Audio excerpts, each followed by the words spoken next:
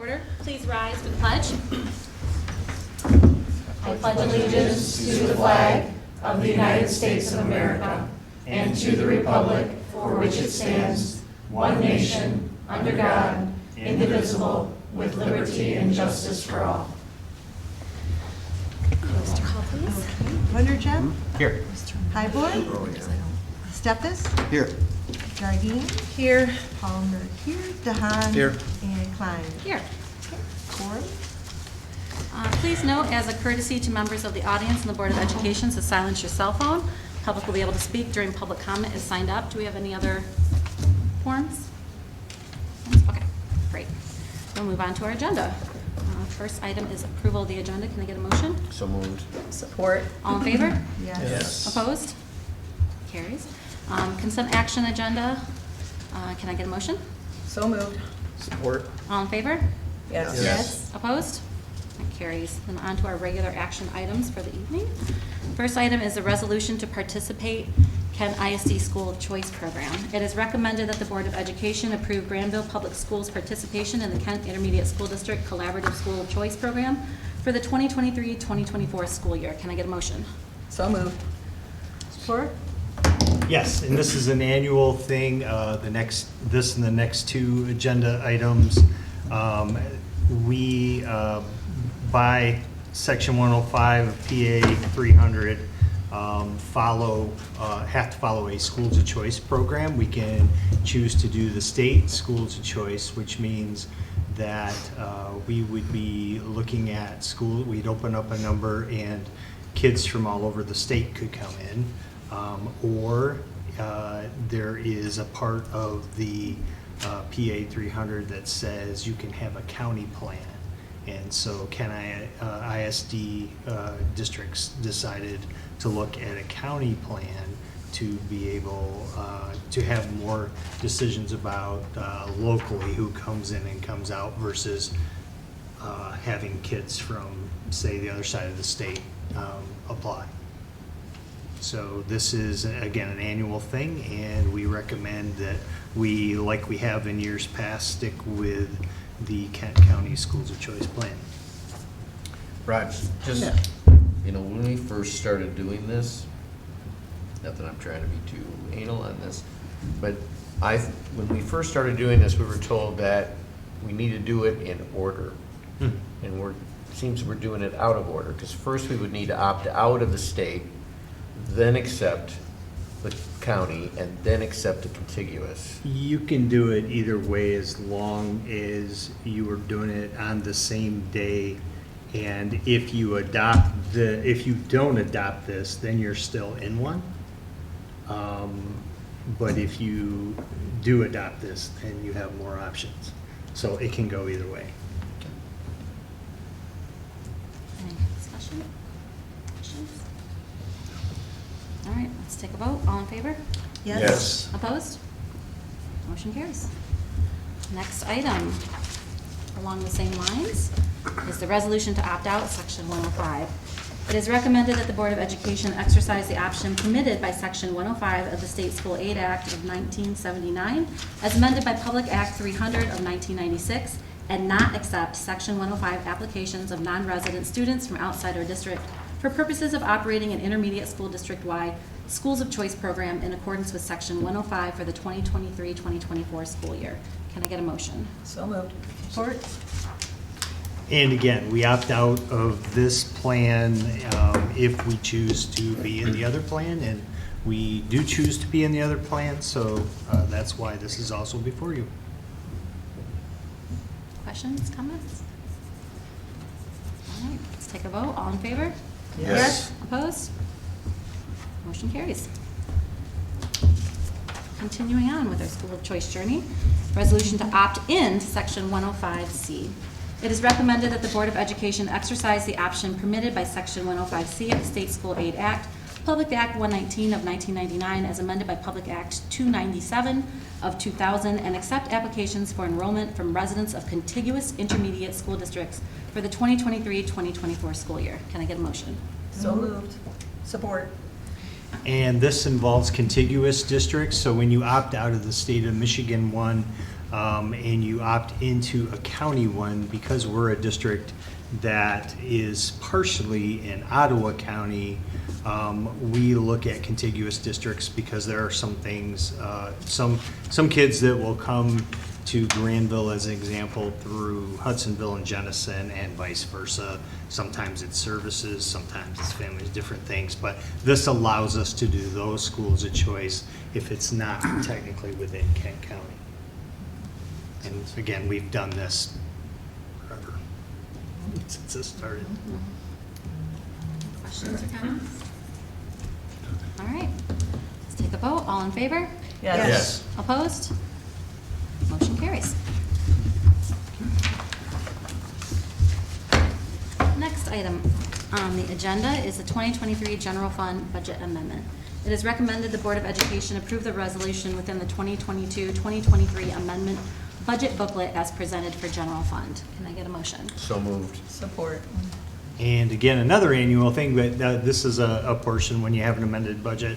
Heather will review it with you. I know she has a presentation.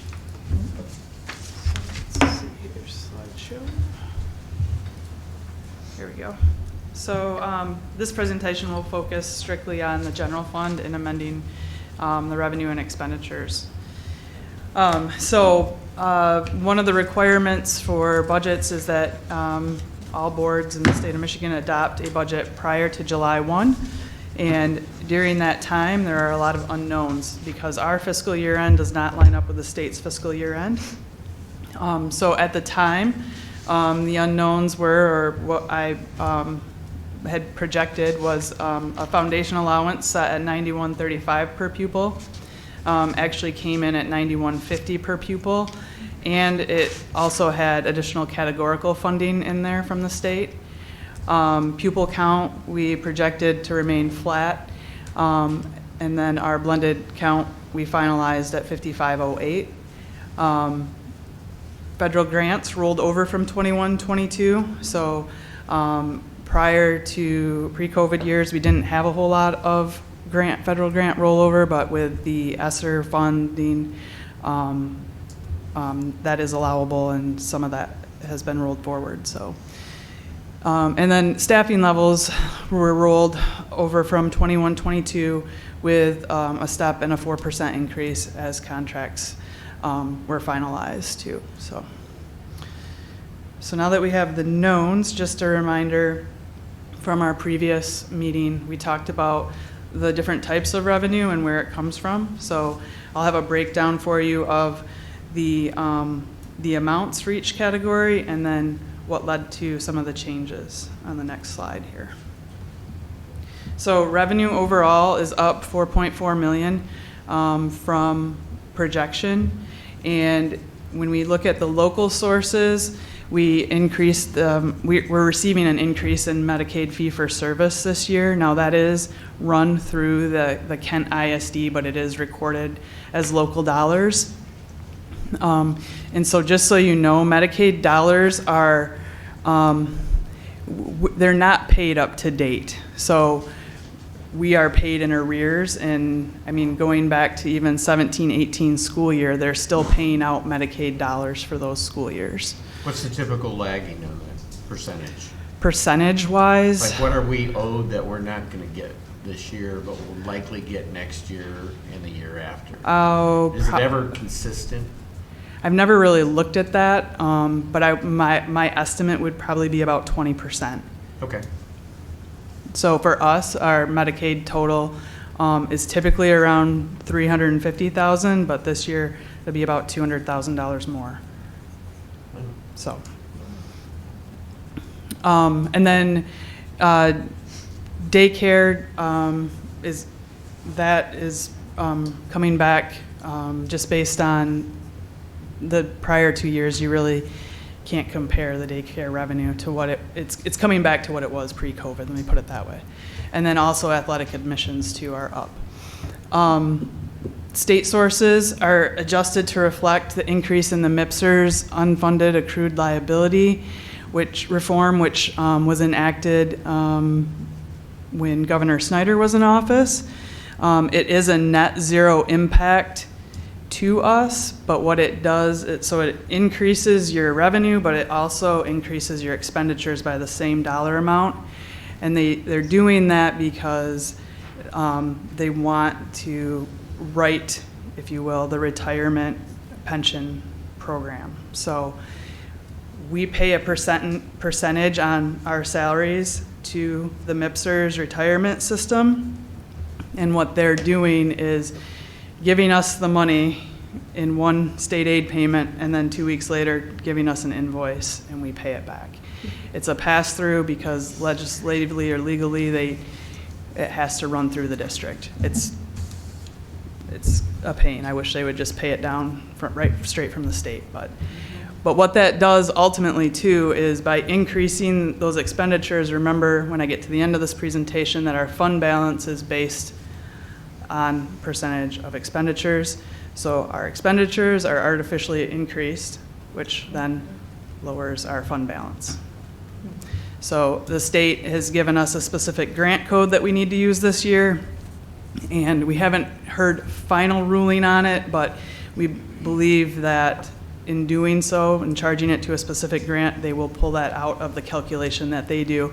And that's important for districts who may be close to the 5% fund balance requirement. If they drop below 5, there's other requirements that the state puts on them, early warnings and such for that. So I mentioned earlier, the School Aid Act had increases in categorical funding. There were large increases in at-risk funding and special education funding. And then they also provided other categorical funds for safety and security, mental health, nurses, and behavioral specialists. Federal sources and uses, that's a little bit larger than the state, so I will show you all the federal sources that we're receiving in 22-23 and what they're being used for on the next slide. And then incoming transfers, that's money that is mostly from the ISD. It is from some other local districts too. We run some regional special ed programming that we bill the districts back for those costs. So here's our federal sources and uses. It used to only be through the IDEA preschool, or Title I all the way down through IDEA preschool. But in the last few years, we've had extra ones as well. So Title I has always been for academic intervention. Those are based, our dollars that Grandville gets are based on poverty levels in the area. Title II is utilized for instructional coaching.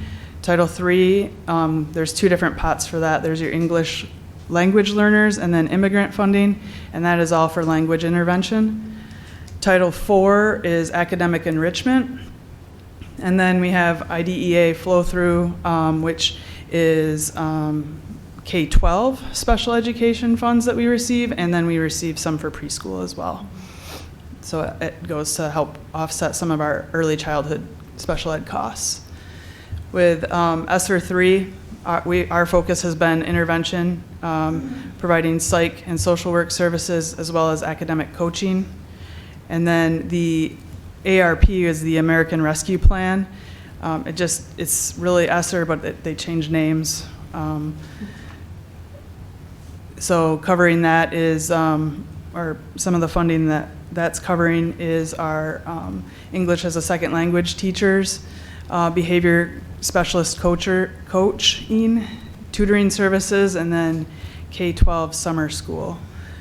And then another one that we received is child care funding, and that went to cover programming costs.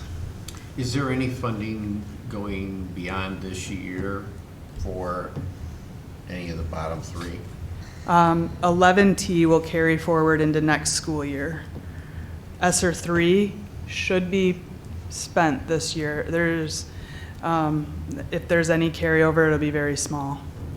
So 11T, are we going to get the same percentage? Is the funding going to start to dwindle to get us ready to float on our own? Yeah, the way we've tried to stagger it is So like this year, that's what 11T will cover. Next year, we'll try to roll in the offset of what was in ESSER 3 into 11T. So there's a smaller, so the total of 11T is just under 3 million. And this year, we're gonna spend 700,000-ish on 11T, with the rest rolling forward to next year to continue to cover those costs. All right, one more. Yep.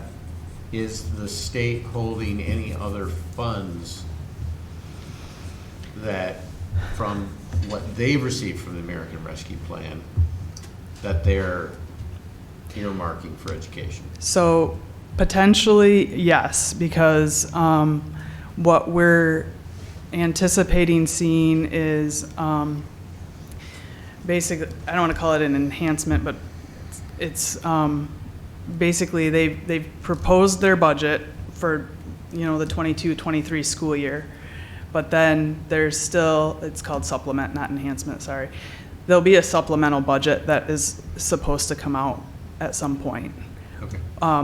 The focus, I believe, on the supplemental budget, they were taking testimony in Lansing on to understand what is the most benefit, basically, because you have the federal funding here that we're covering a lot of intervention, a lot of psych and social work, and Right. those people just aren't out there. So if you keep populating that pot of money and saying, and giving the deadlines, there's just not enough people at this point to spend that on. Plus, I mean, you're bringing that up, you're artificially inflating the resources, the budget that a district can utilize normally if they didn't have this. Right. So how are they gonna give us a little bit of a gentle push Yep. when we land? I think you'll see more from the state going towards the safety and security piece, and potentially the mental health piece. Okay. I think that's also where we've done a really good job of using those funds for things that are in that learning loss space, so that we're using them in the time period to catch things up. And hopefully, if we do a good job at that, we won't need some of those resources potentially. You know, like extended summer school, we'll maybe be caught up with our students at some point. You know, but if it's working really well and it's popular, let's find a way to keep those things too. Now, the ARP and the ESSER, those both have some opportunities to do spending, like into, like, I think ESSER was into 2024 and ARP into 2027. Is that only for software purchases? I've been reading on this week because of like multi-year purchases. I don't know if Yeah. it's just on So- goods, or can you apply those to programs too that are prepaid? So all of the ARP and ESSER funds for our deadline is Okay. is 9/30/2024. Okay. So, and that's the state's deadline for us. Okay. That's not something that we as Grandville,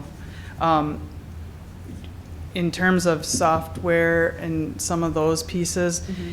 those get kind of tricky because they get very picky when they audit them, and whether or not you can utilize those funds, because technically if you're prepaying that, you're really stretching those funds into future years. Right. So I don't know how comfortable auditors would be with that, Thank you. at least from a public school perspective. I know there's other municipalities that receive similar funding, but. Yeah. So then, looking at our expenditures, again, we talked about the different object codes for that, and this is one of those slides that's included in your budget packet as well. So if you look at overall expenditures are up 4.4 million. We've adjusted salaries to actual staffing levels, and you can see there if you take the proposed versus the amended, wages are up in accordance with the contracts that were approved. Benefits, those levels are adjusted again for that increase in that pension reform. So that looks like a very large amount, but the majority of that is because of that UAAL addition. And the other change to benefits is just, every year we have an open enrollment, and some people take benefits at that time. Others maybe they no longer have children in the house and they're going from full family to 2-person. So there are some different costs implications for us when that happens as well. Purchase services were adjusted for an increase in the security hardware, software, and sub costs from the prior year. The security hardware, again, that was another grant that we're receiving, and there's actually 3 sections to that security. I know at the last meeting you all approved some supplies in the next line item for like some security cameras, et cetera. But there's 2 other grants that we're going to be required to do, and one is a risk assessment for the entire district that we'll be working on. And then the other is critical incident mapping. So they're going to map all of our buildings to provide the best. It's really cool. It's macro level and a micro level, and it shows the grid of each building. So that, and then every district in Kent County is using the same vendor. The Sheriff's Department, Kent County Sheriff's Department, did the RFP for this one, and so it's great because Grandville, we are in 2 counties and then 3 other jurisdictions. So anybody, whoever is a first responder here, they'll all be looking at the same data, if so they know where to go in and such. So supplies and materials, again, some of that increases from those safety and security pieces. Our supplies and materials also include building budgets. So every building has their own budget, and how that's calculated is it's the number of kids in that building times a dollar amount, a specific dollar amount. And those are funds that the principal, the building leader, can determine kind of how those are spent. So a lot of them will allocate X amount to each teacher for supplies. Some of them will put some away and save for something special that they're looking to do within the building. But we hold them harmless every year, so if they don't spend it all, they're allowed to roll it over. And we do that because we don't want them to just feel like they just have to go buy stuff. We want them to be intentional with how they spend that money within their buildings. Capital outlay increased because of the bus purchases. They're no longer coming from that 2013 bond issue, so those are now back in the general fund. And then the other line, it's kind of a big lump down there, but our itinerant staff, and our special ed tuition or transportation, and then tuition that we pay, because Byron Center hosts a MOSI program where we send some students to. Got to work on the suspension of that. That's what I was thinking. Oh, those are some interesting numbers. It's trying to get us to agree. Yeah. So then, kind of moving on here, I kind of read through that while you were looking at that other slide. So then, at the end of the day, this amendment, we're seeking approval. It will end with a surplus of $319,000. And part of the fund balance conversation, just to remind you, is in 2017, you all adopted a policy with a goal in there to maintain an unassigned fund balance of approximately 15%, but not less than 7%. If I were to I'm bringing you this now and you have to take action, but we would have a lot more conversation if we ever fell below that 7%, and I would have to bring that to you for approval as well. Again, fund balance is important because it's a little bit like our rainy day fund, but also has an impact on other things that the district looks when they look to do, like our credit ratings, and it can affect the sale of our bonds. So looking amended at ending fund balance of 8.3 million, and 10 as a percentage, it's 10.8. And so then I just graphically show kind of where we've been. When when we were down here in that 13-14 school year, that, was pretty scary. And just because you barely have enough to make sure you're making payroll.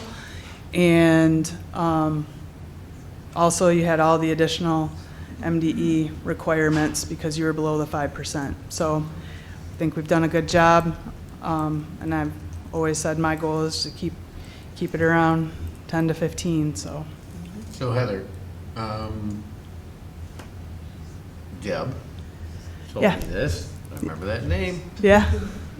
So your predecessor usually don't want to get below 7, which is why we had that policy, because at that time, we potentially are borrowing money That's true, yes. because we don't get all of our payments at the same time. So we're essentially being a lot like the federal government right now Yeah. and living on the future. Mm-hmm. So having that goal is great. And in 2013, 14, and in 12, actually, Yeah. the superintendent at that time wanted us to do some intense investments in our infrastructure, technical infrastructure, which we did, right? And we all knew we were going to pay for it. We just don't want to go there again if we don't have to. Yep. This is a great chart. Thank you. Yep. Welcome. Good summary. That's all I have, sorry. Comments? Thank you. You're welcome. Any other questions? All right, thank you so much, Heather, it was very thorough. Let's take a roll call on this one. Okay. Wonderjum, Yes. Steffes, Yes. Gardine, Yes. Palmer, yes, DeHaan, Yes. and Klein. Yes. Okay. Carries, thank you so much. All right, our next item on the agenda is reports discussion on educator shortage. Yes. Heather, they all have hard copies. Okay. You want to run the clicker? Or Yeah, I can do that. Okay. Great. Sounds good. So when I talk about these boards, you're going to flip them over and they'll line you up good, okay? Thought it would be good to come in. You hear a lot about educator shortage. I've had a lot of people ask me over time, especially the last couple of years, is there really an educator shortage? And how are you guys doing on hiring and different things? So I thought it would be great, just recently, had somebody that was cutting wood. Which one of you cuts wood? Yeah, Brent does. And Brent said, Roger, I was cutting wood, and I got to thinking. Because I was wondering about educator shortage, and same thing. And I thought, you know what, it's time. It'd be great to have a discussion, especially because we're entering the hiring, time here. I'm sure we'll have some people that will retire or whatever, and we'll probably be hiring some people. So good for you to know where we're at. So is there an educator shortage? What does it mean for Grandville Public Schools? Next slide. Well, yes. Is there an educator shortage? Yes and no. Very complex. Depends on where you're at. Depends on where you're at and what positions you're looking at. Depends on what's happening in your area. You can see, and this happened, I remember in, I believe it was 2017, Michigan State did a study, and I remember I was with all the other state superintendents, and I remember Michigan State was going over their study, and they said, well, there isn't an educator shortage because there are this many certifications, there are this many jobs, so we don't have a shortage because they equaled out. And then it was a very short presentation. Guy sat down, and I remember one of the people who was facilitating it, who was the superintendent, went up to the podium and said, well, thank you. And he looked around and he said, superintendents, if you have one or more positions unfilled in your district, please stand up. And about 80% of the people stood up. And then he turned around and looked at the guy and said, we have a problem. And he went and sat down. So, and I think that really, in a way, it's complex. You can't just take the number of certifications and the number of jobs and say, well, we have enough. Examples that I have here. There are people who don't have the right certification for the subject areas needed. You can't just teach anything. You've got to have those proper certifications. So that's something that happens. You have people who move on to administrative roles. As an example, Roger Barrett has a teaching certificate, but Roger Barrett's not, while I'm in that pool of the number of teaching certificates, I'm not teaching at this time in a classroom. So there are situations like that, of course. People have retired but kept their teacher's cert. Some people, you know, that's something probably like me. It's like, look, I earned that and I don't ever want to lose that. So yeah, I'm going to pay the money and take the credits to continue my certification forever and ever. Hallelujah, hallelujah, right? So that's something that a lot of people do as well. So those certs are there. And then there are people who have left the profession for a different occupation or whatever, and they might still have a teacher's cert. So it can be very complex for people. This previous year, there was a district not too far away from us, and by the way, I'll mention John might chime in from time to time too on some things. If I don't control all the conversation. Anyway, there's a district not too far away from us that I believe had 200 openings, unfilled, starting. So to them, there's a teacher shortage, right? So there are definitely districts that have serious shortages and serious problems. Then there are some districts that are called in what we call a destination district, and we call that because a lot of people want to be there for whether it's the culture of the place, the support systems in place, the community, the location. There's a lot. I'm close to everything. I don't necessarily have to live in the district, but I could live 10 minutes away, and that could still be my place. And you'll see why that's important in just a second. So there are destination districts. Where destination districts tend to have a shortage is on specific certifications. ASD, students with autism. There aren't a lot of people that have that certification. So that would be one as example. World language, you can see. World language is, you don't get as many people with the certs there. Paraeducators, bus drivers, and other hourly positions, yeah, those can be tough to fill because you're competing with the rest of the market, and substitute teachers. Obviously, I mean, if there are these massive shortages, some people will substitute because it's convenient for them. They just want to be able to pick their days. I've got a friend who's retired and he picks his days and he subs at different times and so on. Some people like doing that, but most people that have a cert are looking for a full-time job. They're not going to be subbing. They're going to, there are a lot of jobs out there, so they would be in that. Districts with high rates of educator shortage, typically high poverty schools in urban districts and rural districts. As an example, I mentioned that location piece. I have a friend who's a superintendent in the UP, and he struggles constantly to find teachers. And I said, what's your biggest obstacle? Is it, because it's beautiful up where he's at. The area's beautiful. He goes, it's simple. He said, to teach here and find a house, you are pretty much looking at about an hour's drive in and an hour's drive home. Well, think UP, weather, hour here, hour back. Even without the weather, that can get old for people. So his biggest challenge is that they don't have housing in their area, in their town. It's just impossible to find housing. So everyone has to live in these other places. So situations like that, can be a big challenge. Whereas a place like Grandville, we don't have that problem. We have housing challenges without questions, but people have more options of places that they could live versus a situation like that. Usually urban, urban districts, Las Vegas had, I can't remember, was it 900 openings? There are a lot of urban places, if you talk about vacancies by the masses, they tend to have it. And then rural places tend to be more, at times, dealing with location with those. And then people like us, people that are labeled destination districts where people want to be for a lot of reasons. Ours tend to be unique ones, where unique positions, like I mentioned, because there aren't a lot of people going into those areas. Okay.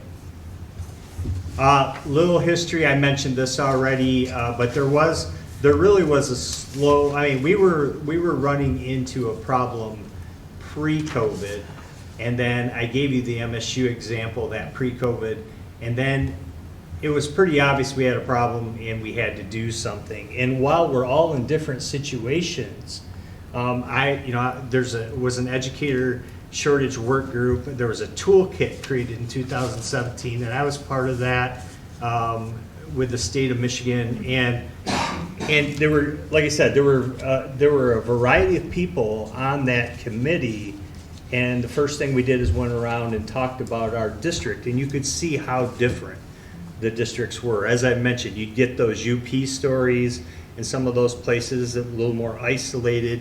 You'd get some of the urban districts, poverty districts, in situations where they would have a high number. And then, I'd be sitting there and I'd say, gosh, I don't have those problems, but I know, we have problems with this position, we have problems with that position. And ultimately, if you think about it, if we don't do something about it, we're all gonna have the problem. Because when we don't have a problem hiring teachers, but what tends to happen, as you'll see here, you can go ahead and click, Heather. What tends to happen is we end up getting other people's people. They'll have them for a couple years, they might train them in some things, put some money towards it, and then all of a sudden they move on and they'll go to, say, a Grandville, a place that is a destination district.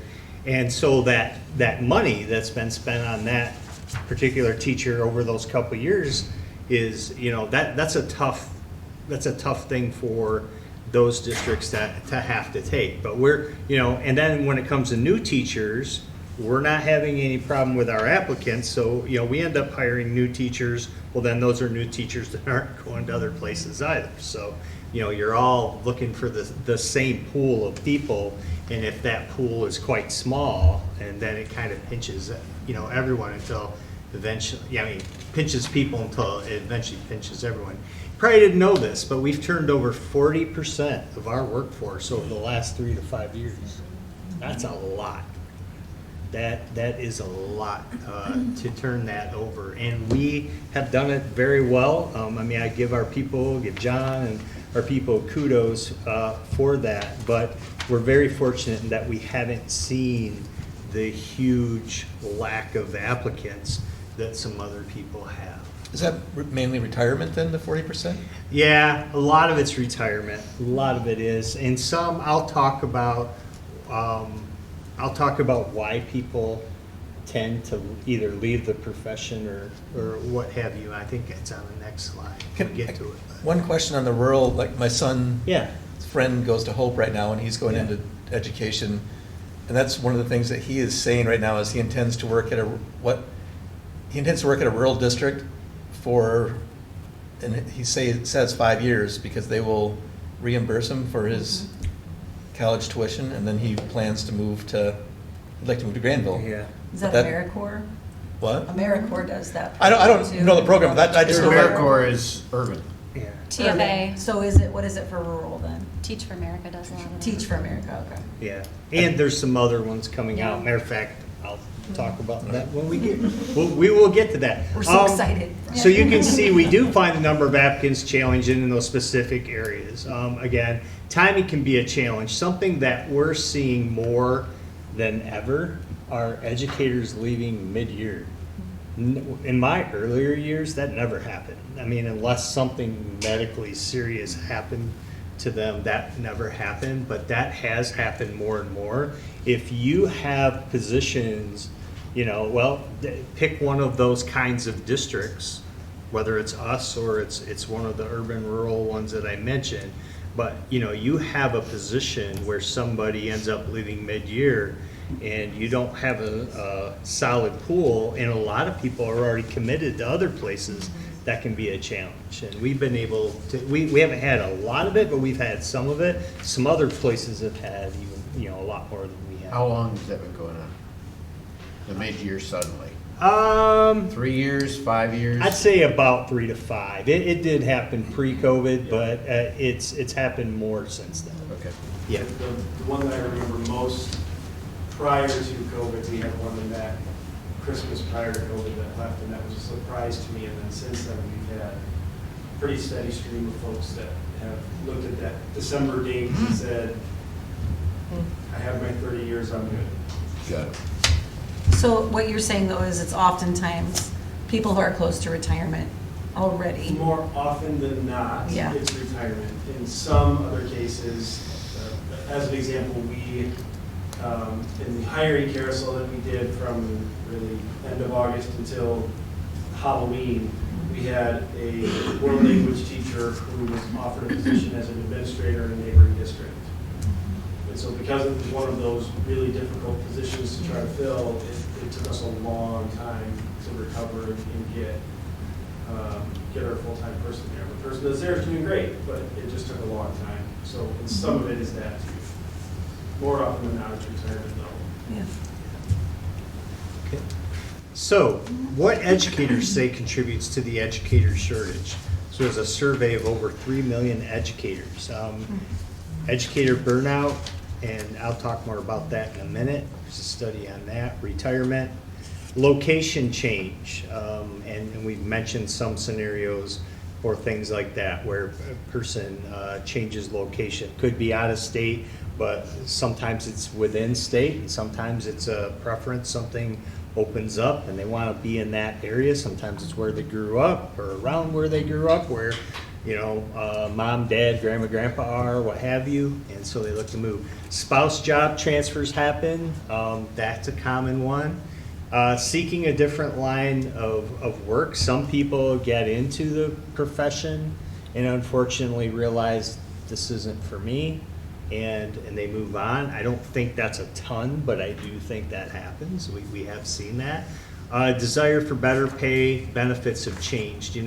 When I went into teaching, the thing that people told me at that time when I was a kid was, the pay isn't the highest in the world, but man, you have good benefits. Well, then the benefits changed and really became similar to what other jobs had, other professions had. And so you'd have a situation, I just had this not long ago, ran into, and had a kid that just started teaching, he was in the second year of teaching, had a family, ended up going to work for UPS. And I remember asking, why are you doing that? You went to school for this, you've done a great job with it and so on. He said, Mr. Barrett, I've got 2 kids, I've got a young family, I'm gonna get paid 10 grand more and the benefits are about the same. I gotta go do this. I might come back to it someday, but I gotta go do this. So that does happen. There are situations like that. They also mentioned politicization of the teaching profession. There's a lot going on in our world, and the education professions, at times it gets hit from different perspectives on things, and it's become more, I think, different than what it used to be.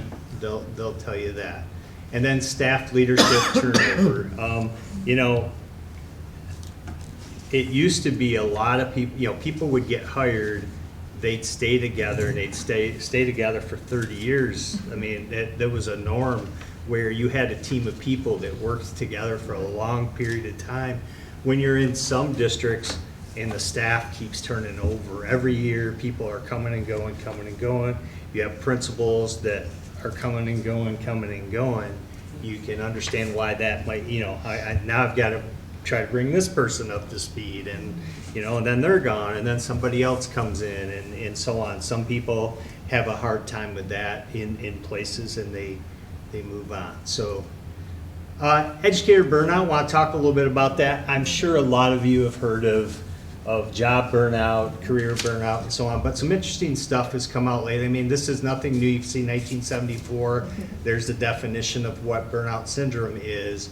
But this is what's pretty striking. A Gallup survey in 2022 found that K-12 education had the highest burnout of any industry, even significantly higher than healthcare, which historically has been viewed as a highly stressful industry and prone to burnout. So a lot going on. We have a lot of information, have a study on that. And we're constantly, I know our administrative team, our principals, we got together and really analyzed the different things that are, the data that's there, the strategies for helping people get through, overcome, and obviously prevent burnout if you can, that type of syndrome. Roger, do you have Yes. is there a peer support group amongst educators in our district? There are a variety of things. We're trying to look at more and more of things. Places that have a lot of supports, both for kids and for trying for adults. Now, people are recognizing the need for the adults that are a part of the school system too. But people that have supports tend to be more successful and have fewer people with that. But there are a lot of strategies, telehealth, peer groups, a variety of things that are suggested that we're looking at and trying to do more of. We're not even close to being there because it's relatively new to us, but we're trying to figure out what can we do more of to support our adults as well as our kids. I would encourage us all to make a regular habit of sending some notes out too, just to help. I sent one on Valentine's Day to the staff, and I probably received 100 responses, and many of them said just a note of love made them cry.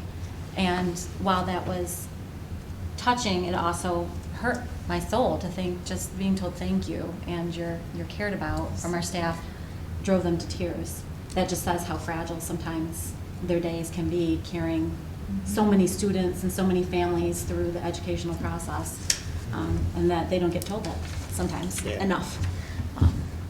So just let's be part of that solution too. So, summary on the current reality. So, as I mentioned, there's many people as certs. They have certs as jobs. Problem is, they don't always align. And people don't always stay in the profession due to factors that were mentioned. I told you about where the significant shortages are. We're very fortunate. We don't have significant shortages.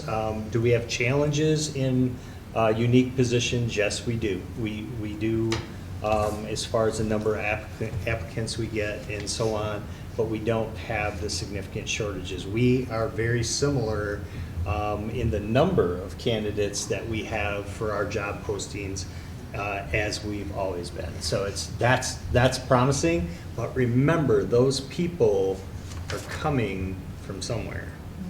They're not all new teachers. Some are new teachers, but they're coming from somewhere. So it's creating more of a shortage until eventually, I'm not sure you're going to have the same number of applicants unless you do something about it. And we're going to talk about that in just a second here, okay? Mentioned destination districts. Again, typically have better pay, more support systems in place, location's good, community, a lot of community. I mean, we have such a tremendous place. We're very blessed to have the community here in Grandville and all the support systems and the people and so on. And it's a place people want to be. And so we're very fortunate with that. Mentioned, yeah, go ahead. You can move on. Those are pretty much the same. So what are we doing to recruit, attract, and retain educators, which obviously is very important. Keeping pay very competitive, obviously very important. You saw on there, you approved a contract recently that, trying to keep us very competitive in this market. Developing, maintaining solid support systems for scholars and staff, which we talked about. We are really honing in on the staff piece as well, because it is a piece. If you know educators, they work, they're tremendous at working hard to try to help their kids, and a lot of times they don't think about themselves. They're thinking more about helping kids and so on. So finding ways to help staff before it's too late is important. Growing our own candidates. I can tell you, when I started here 8 years ago, I remember my first conversation was at a B&11 assembly. I was invited over here from Lowell, and it was my first thing in Grandville. And I remember sitting with a family who had a daughter who was in school at the time to be a teacher. And I didn't, I thought, wow. I mean, we had like a half an hour beforehand, and I thought, she's going to be a great teacher. Graduated from Grandville, going to be a great teacher. But I didn't know if we'd have any jobs or not. So I can say, now I can honestly say, I meet a lot of kids. I meet a lot of kids who graduate from Grandville or kids who are still here in Grandville. And I say, come see me. Talk to me before you're done. And I want to know when you're done graduating and so on. Because I think the kids we've hired, by the way, we did hire that person I did talk to that day. So for the record. But we've hired many former Grandville students, Grandville graduates, and they're awesome. They're off the charts. And so now we continue to look and see who's going in to education. Just talked to a girl the other day. So that's a part of it. Growing your own, and also West Michigan Teacher Collaborative. Kent County, Ottawa County, Muskegon County superintendents, we had a small group of us that got together and said, we've got to figure this out. What can we do? And I will send this presentation to you, but within this link, you'll see some of we applied for a grant. There's a huge grant through the state.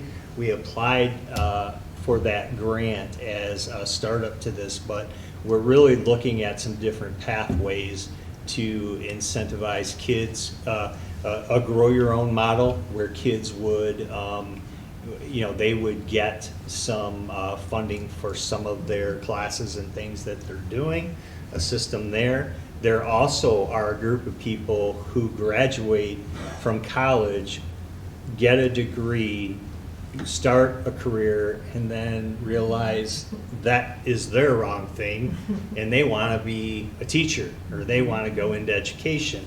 And so there's a model that helps them go from where they're, from their bachelor's to get that cert on a little faster track, so they're able to get experience and get their classes and get in line. So a couple variations there. There's also a part of it that attracts teachers from outside our state. Early in my career, you could leave Michigan and go to another state and teach pretty easily.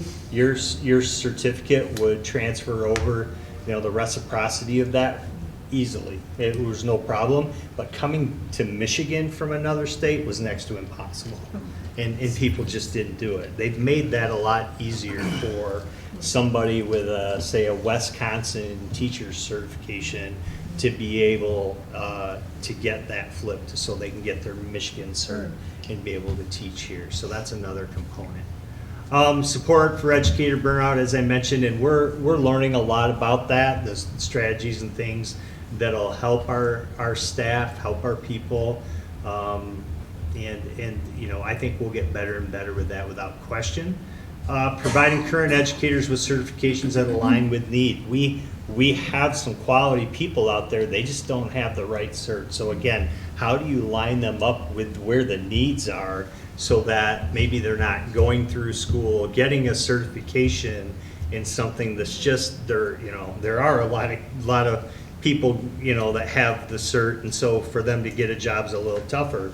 But if they have the right certs or the certs we need, then we can get them connected a lot better for us.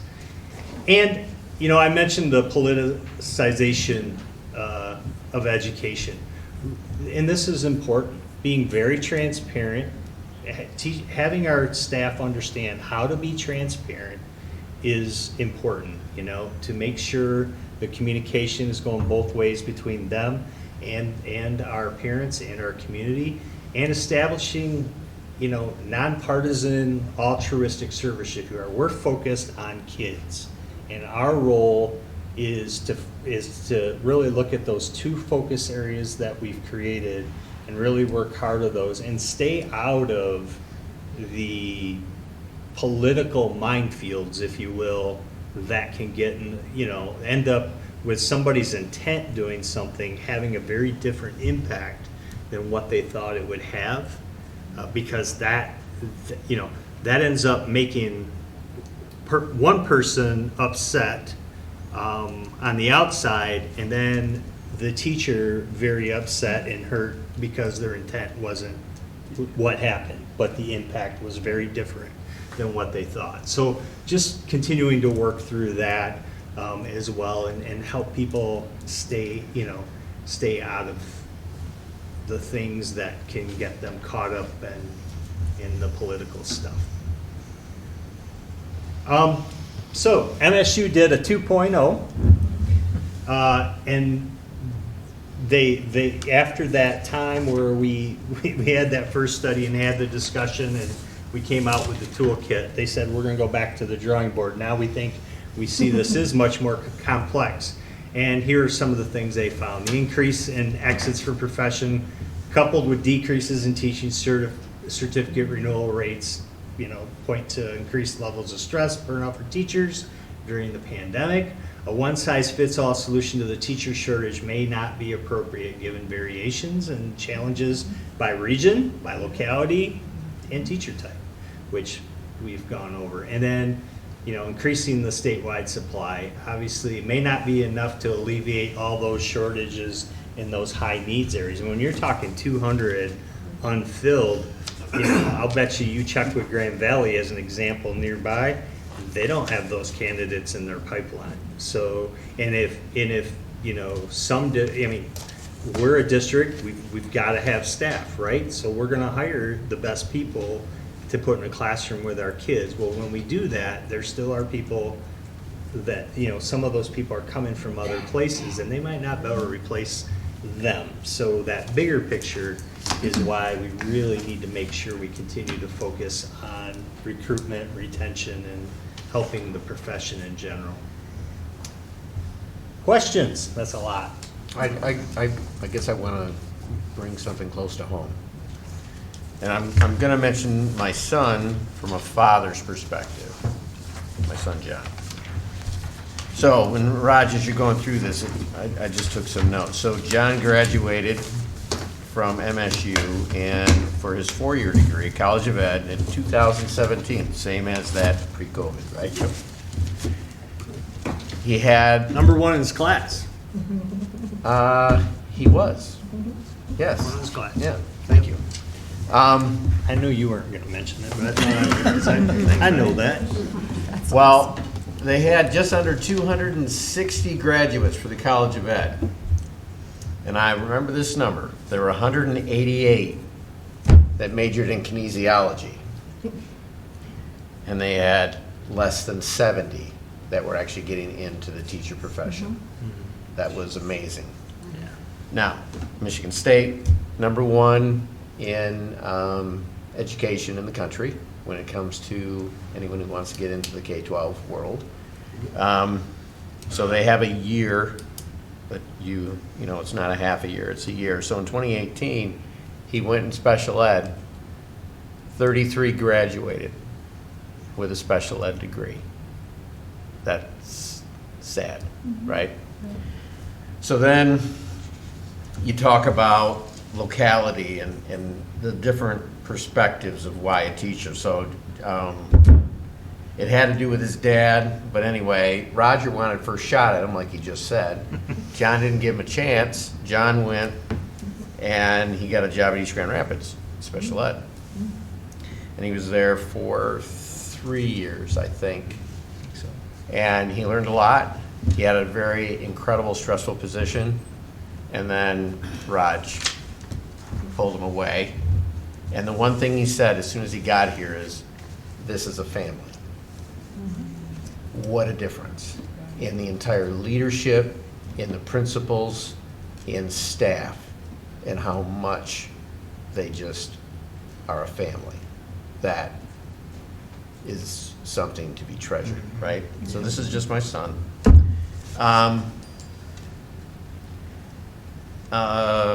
The biggest challenge, I think, as we look at burnout, from my perspective, is, and I know where you went there, and I'm so glad you did at the very end, when you want them to be altruistic, and, you know, we want them to be completely nonpartisan.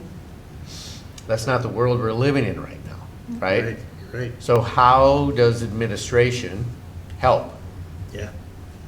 I think a big part of it, again, is transparency, a working relationship, communication with parents. It is understanding that role and how you can, outside of your profession, you know, you're going to have beliefs and values, and they're not going to align with however many kids and their families you have, and you can find your intent of doing something, like I said, you're thinking about the intent of helping the kid, but that impact is very different with that kid or that kid's family, because maybe that's not how you think or how you're wired.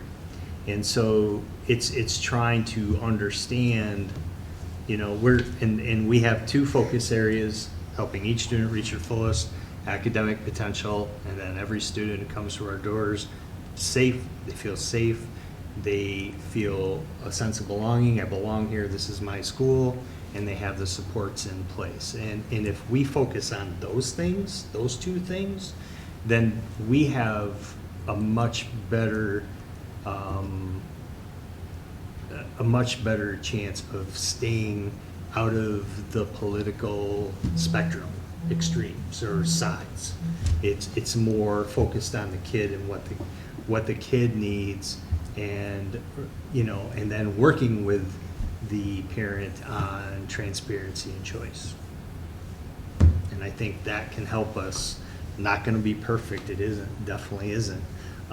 But I think it helps us understand where our role is, and it helps us from staying out of a lot of the unfortunate stuff that happens on the outside. Is there, okay, and I get that. I'm completely aligned with what you're saying. How are we creating, or is there a way, John? I'll pull you in if I have to, with regard to providing the right toolkit. So when you look at professional development, shouldn't part of that professional development be how to keep the teacher on the fence, right? This whole altruistic, this is what I'm gonna do. And giving them the tools that's gonna prop them up on that fence so they don't go on one side or the other inadvertently. You know what I'm saying? Are you asking that in the scope of what we're talking about here in terms of keeping them in the profession? Yes. Okay. I'm just making sure we're in the right lens. Since the Yeah. conversation's about profession. Because I think in today's society, and especially if teachers are getting out of faster than, we didn't mention, police officers, but if it's worse than health workers, then we need to give them the tools, Right. effective tools, Yep. as One of the part of the things- professional development. One of the things, I do follow quite a few different teacher blogs and different things where teachers are discussing these kind of topics. And oftentimes when we look about that riding the fence, teachers often will say, we have so much curriculum to teach that we don't have time to be political. And you might have some political outliers every once in a while, but I think the majority, like your son, like so many of the people that are in this district, they are working their tails off, and they are doing great work. They're doing a lot of things that are superhuman. I look at how during the pandemic, they were masked. They had all these things to protect them from each other. They had 10 kids here and 10 kids on a screen and no air conditioning in the middle school. And I just think that teachers are superhuman. Yeah. I just think the think intent, that there is a lot. the that they- intent Yeah. for most educators is to help kids, period. Yeah, absolutely. I think intent and impact don't always align, as they don't with, some other things in our world. What they're intending to do sometimes and the impact it has, like I said, can be different. And then how do you help them understand before it happens, how to stay away from, again, without a lack of a better term, stay away from those types of minefields. That is a challenge. It's kind of the same way, how do you engage students in discourse without being the influencer and in a healthy way facilitate that, so when kids are done, there are times where they'll disagree and they end agreeing to disagree, but they've learned more from the conversation, and hey, let's go get a pop together, and they're still friends. A lot of adults aren't that way nowadays. It's changed a lot. A lot of families aren't that way. And I cringe, and I've said that before, I cringe when I think of kids watching the adults in our world not be able to have healthy discourse. So that's another area that I think is so important, is how do you train, teach that component for staff so that they understand that. Some people do it really well. Man, I can think of some of the teachers we have, and other people don't have a lot of experience in it. So. Because it seems like there are some topics that would cause some political views to be expressed in discourse, and I think it can be hard for teachers to assure that they're not, like you say, that impact and intent. And we say is, sometimes you got to give grace about that. That once you, again, through transparency and through communicating, you understand that that's not what was meant, and hopefully, like you say, there's we're human. Yeah. Well, the educators who have those things in their curriculum, like social studies, Yes, that's what ELA, government, they have that yeah. built into their teacher ed programs where they're learning how to facilitate discourse. And also, I know that we support them. We've heard the conversations at the beginning of the school year about keeping a nonpartisan classroom, about keeping your walls clear of things. I've heard that year over year over year, and support. And sometimes, our administrators have to step in, but other times they just need to step in and talk to people in private, Right. and let them have their moment to get whatever it is that's on their mind out, so that they can go in and be Nonpartisan. a teacher, not an influencer, but a teacher. I also think one of the things that Joe brought up as far as this peer support, every school has a different atmosphere, right? I was just at West helping with, I just went in and helped with the book fair and got to talk with Mr. Mulder and got to hang out in the library and see all the parents, and it was really awesome. And there's just, Brian does an amazing job of being available, and I think that's a huge thing when we talk about the atmosphere of each school. Brian does a really good job in that, and you can tell he loves his building. He's got great staff. So when we talk about teacher burnout, when we talk about that stuff, I used to be able to get, in 1994, I could get insurance for $1. I had to pay in $1, and that's why a lot of people are like, I can't afford insurance. So that's why you talk about UPS. It's so many factors. It's the additional testings that we have to do and the additional requirements for every single student, and it's a lot. It's a lot. So, given the fact we're a destination district and we're doing a lot of things right, I'm going to say very right, have you ever thought about, do I care about other districts? Sort of. But I really care about Grandville. What's the magic year where you think we'll have an issue? Or what's your thought in the core things that should be, etched in stone as to what we need to do to maintain being a destination district? Well, I think support systems are huge. Obviously, competitive pay is huge. We have a great community. I think,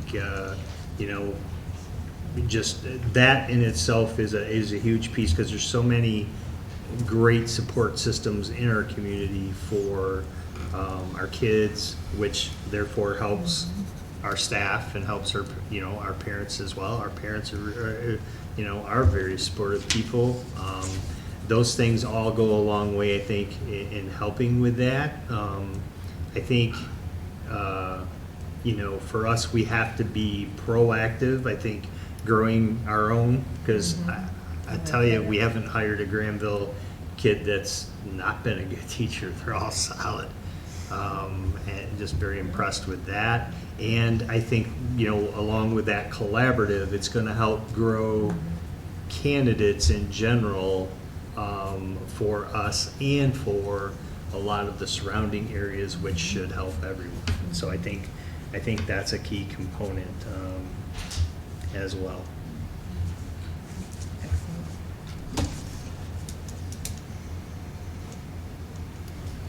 Any other questions? I think it's something we have to look at in terms of retention.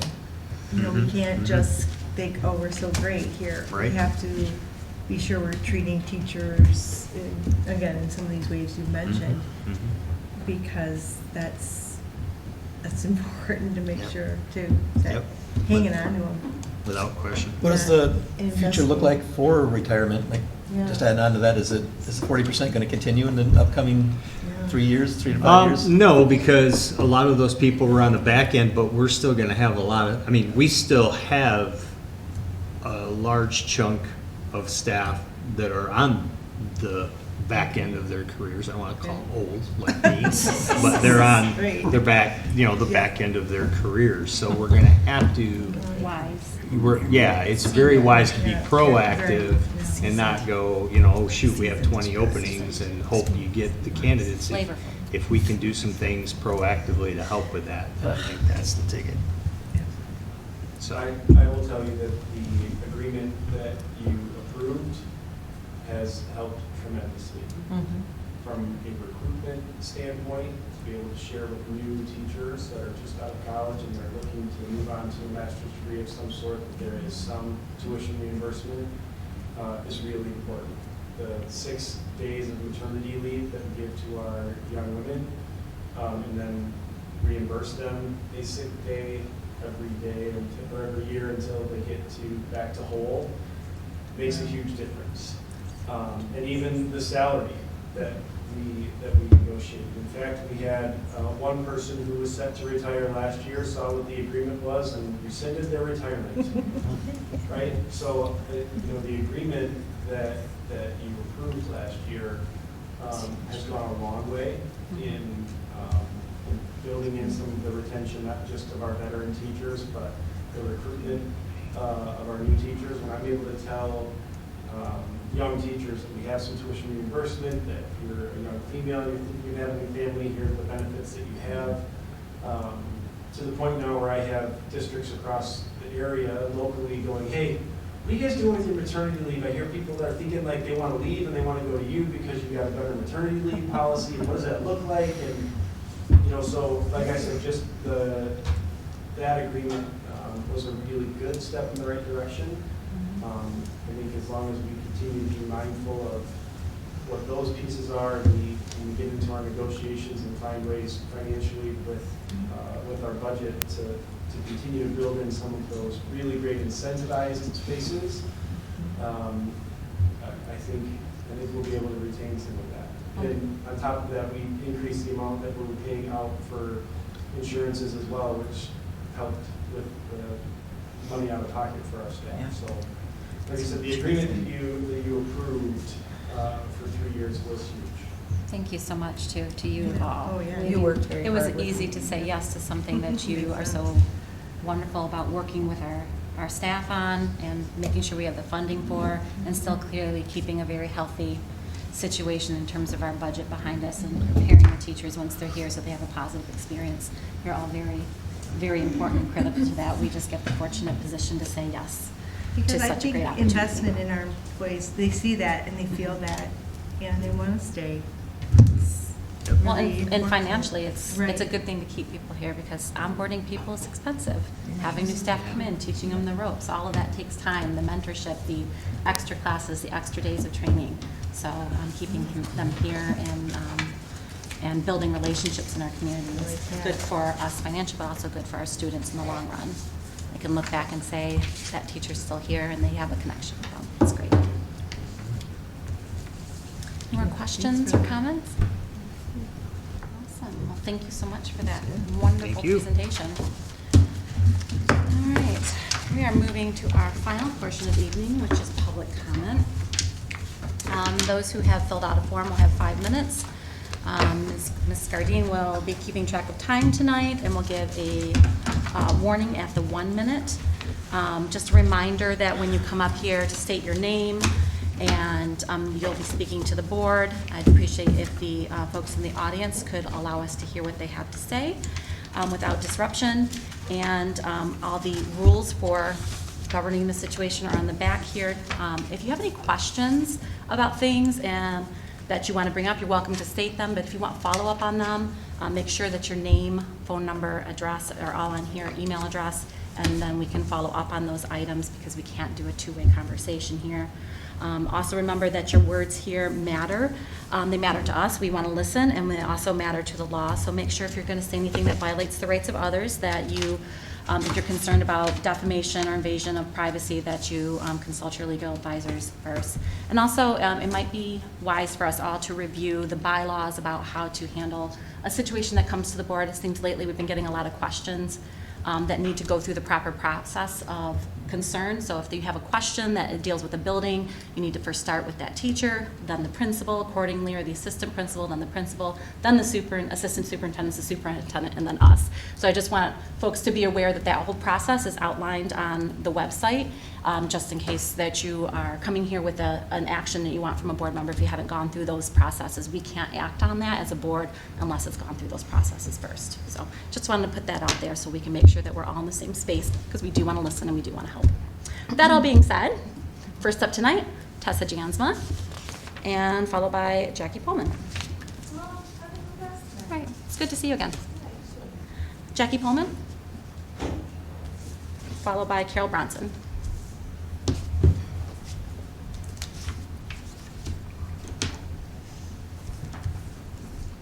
Hi there. I just want to give some credit about some awesome things our district has been doing. The first thing is our conferences are still given the option of whether or not to be virtual or in person. And while I am perfectly capable of getting in a room like I'm doing now, it's a lot easier with multiple parents, as my kids are in a blended family, to be able to do that virtually so we can all get in the same place. And I found out recently that not all districts are still doing that. So I really want to applaud Grandville for making that a priority and helping out parents. The other thing that I want to talk about is the VIP dance at Cummings Elementary. Rather than have the traditional daddy-daughter dance, they opened it up to people that are not daddies and daughters, which I thought was a really equitable, great way to make sure that everyone could have a fun time and a fun celebration. So kudos to Dave Martini and the Cummings staff for that. Going back to kind of a similar topic about access, I also want to say thank you that these meetings are live streamed and are available to be viewed after the fact, because I found out that a lot of neighboring districts are not doing that. And I think it's really important, as we're talking about transparency with everyone, that everyone who wants to see what's going on with the board has the access to that. So thank you for that. And lastly, I would be remiss if we did not talk about Roger's performance on YouTube with the snow day. So thank you. And thank you for announcing it ahead of time so that my kids could sleep in so we didn't have to wake up early and see whether or not they'd have school. So that's what I had to say tonight. Thank you so much. Thank you, Jackie. It took me days to get that song out of my head. Days. And I don't even want to think about it right now because it's still gonna, and it wasn't like the original song, it was your version that was stuck in my head. It was your version. It was, very much. Carol Bronson, followed by Rachel Koopman. Good evening, board members. My name is Carol Bronson. I'm a resident of Grandville, and my sons attended Grandville Public Schools, and now are successful engineers thanks to Grandville Public Schools. One is in aerospace, and one is in medical. First of all, I'd like to start by thanking you all for your service to the Grandville Public School District. And I also want to thank you for bringing up the issue of teacher shortages. I am a retired teacher from Grand Rapids Public Schools that had the 200 openings this year. And I retired early before my 60th birthday because of some issues. And I truly believe that it was the general attacks on teachers over the past, I don't know how many years. In Grand Rapids, several years ago, when the state decided to change the insurance payments for teachers, our district decided to start charging us more for insurance, but they retroactively went back to the first of the year. So starting in January, every single teacher in Grand Rapids had to pay $1,000 a month for insurance to cover the amount that they did not pay at the beginning of the school year. So I was very, very upset. I spoke at one of the Grand Rapids Public Schools board meetings about that. I had teachers that came to me in my buildings in tears because they had to sell their truck. They had to go with something used, and these are young teachers that are just starting out. I mean, for myself, I was fine because I had several years already, but it was things like that affect the morale, and teachers were just burnt out and stressed. And I think that's why a lot of them left Grand Rapids, and I think that's why there was a lot of openings this past year. I swore I would never go back and sub, but I have, because I miss the children terribly. I have been subbing part-time, and it's wonderful because I don't have to write lesson plans. They're already written for me. I can pick and choose the schools I want to go to. I don't like getting up early, so I do afternoons only. And I've picked up a lot of afternoons because a lot of people don't want just half days. So the other item I wanted to talk about was, I was not here at the last school board meeting, but I viewed it on the website, and it truly disgusted me about how our school board president was attacked and treated. The people who came up and talked about her believe that they have the right to call out board members, but the board cannot correct board members who present false or misleading information. Kim and any other board member has a right to call out the misleading information. This was about the millage, and present accurate facts. She did not attack the other board member about his misinformation, but the community members who spoke during public comments certainly attacked her, and I was very disgusted with that behavior. She did not deserve to be treated that way. No one deserves to be treated that way. Unfortunately, it takes a lot of courage to be a board member in this day and age, as you have to deal with so much more than previous board members have had to deal with. You are the bravest people I know. Thank you. Comments tonight? Next up, Rachel Koopman, followed by Beth Liggett.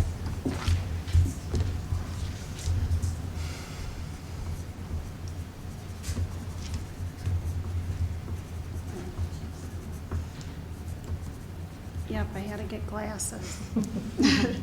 So I'm Rachel Koopmans. I live in the Grandville Public Schools District. I have 2 children that go here. I just would like to say, could we please stop relying on money from the federal government? Stop relying so much on money from the federal government and start using more common sense when it comes to money from the local government. Grandville Public Schools does not have all these nice school buildings, etc., because of the federal government. The district has all the buildings because of the tax-paying citizens and the businesses in the community. Without our tax dollars and past millages, Grandville Public Schools would sink. So maybe the district should get back to teaching math, reading, writing, and leave the political woke out of the school district. Since the fate of the district being successful and desirable, district is determined by the community, not the federal government. They could care less. Their only concern is power, how to gain power, control, and woke, not education. Thank you, Rachel. Our last speaker for tonight, make sure, yeah, is Beth Liggett. Thank you.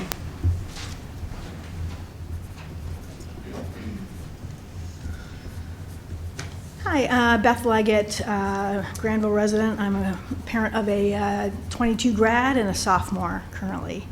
I want to thank the majority of the board who voted to send the non-homestead millage renewal to be voted on by our community. And I do appreciate Mr. Windstrom especially for using your years of service on the board and your understanding of school finance to vote yes. So on the online Q&A area published on the GPS website, it was daunting to read, if the proposal is defeated by the voters, it would result in a loss of $15.7 million in operating revenue and a dramatic reduction of educational programs offered by the district. We can only really imagine how this would devastate programs that are beyond just the basics, including hands-on learning such as auto body class and the arts and those kind of things.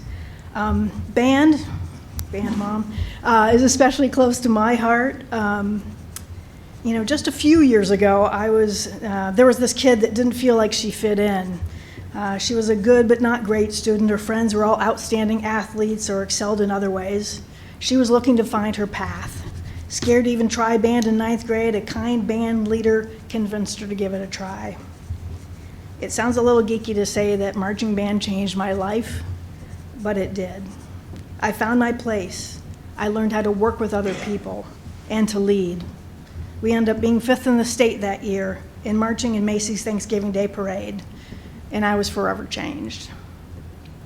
As I work with our students now, as a band mom at events and summer band camp, which is an experience, I see myself in them.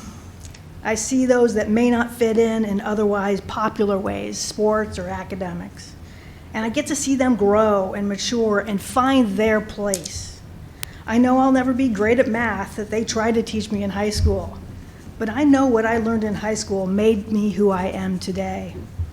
And band and all the arts continue to have that same impact on our Grandville students today. Let's make sure we keep crucial programs like this. And in addition, I want to add, I can probably share that at last week's band festival, 6 of the 7 GPS bands received superior ratings, which is the highest ratings, during their performances, and 7 out of all 7 received superior in their sight reading. These kids missed out a lot of time during the pandemic, but not only have they recovered, they have excelled. Our kids are resilient, and our band teachers and really all teachers are working hard to help our kids excel. So I trust that the administration, with the board's majority support, will continue to help clearly communicate to our community concerning the importance of a yes vote on this millage renewal, and to keep us being a destination district for teachers, businesses, and families, and to communicate the facts that this is not a budget increase and will not affect single-family homeowners. And as Jackie pointed out, there may be different ways to communicate this information. We've seen the mad skills of Mr. Barrow and the staff, so maybe a music video will be the right thing. So thank you for your time. I appreciate it. Thank you. This concludes tonight's meeting. The next regular board meeting of the Grandville Board of Education will be, I'm still laughing about that thought right now, will be Monday, March 20th, 2023, here at the boardroom at 7 p.m. This meeting is adjourned.